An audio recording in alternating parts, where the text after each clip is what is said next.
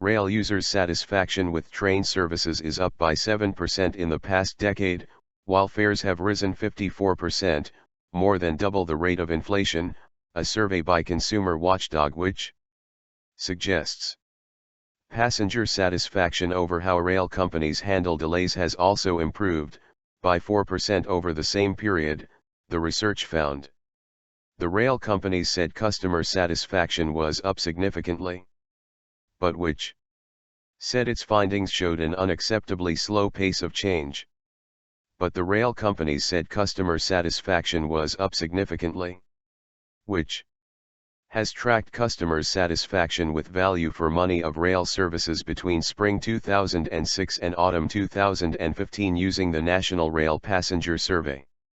Commuters expressed the lowest levels of satisfaction, compared with people traveling on business or leisure, at just 34%. This was up 7% from 10 years ago. Across all train companies, satisfaction with value for money was 48%, up from 41% in 2006.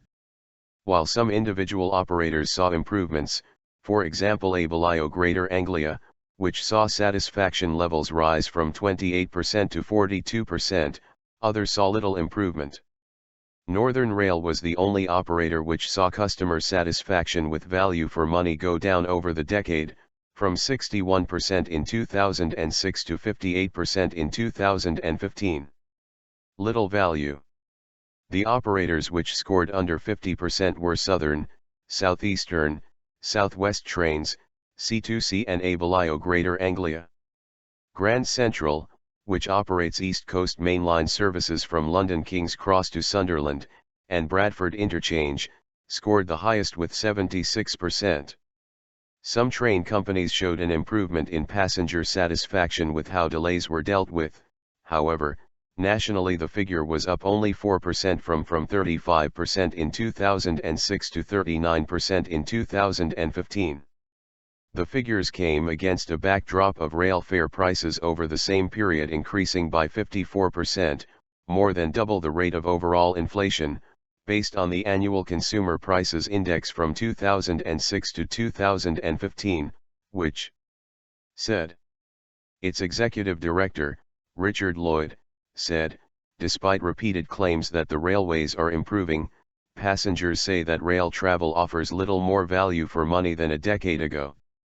What's more, people have found even less of an improvement in the way train companies handle delays. This is an unacceptably slow pace of change, so the government must quickly now give the rail regulator the powers and duties it needs to be an independent consumer watchdog that can hold train operators to account. Super complaint. In December, which lodged a so-called super complaint to the Office of Rail and Road, or the industry regulator, arguing that it was too difficult for rail passengers to get compensation. The OR investigated, and said millions of rail passengers should be given more help to claim money back when their train is delayed.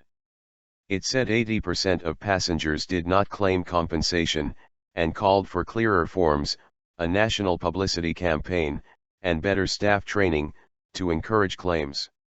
A spokesman for the Rail Delivery Group, which represents train operators and Network Rail, said, overall satisfaction among rail passengers is up significantly, according to the latest independent survey by Transport Focus and by a large margin compared with a decade ago. But we know that we can do better to run more trains on time more often. He said money from fares was helping pay for the biggest investment program in the railway's history, with more trains, improved stations, and better journeys.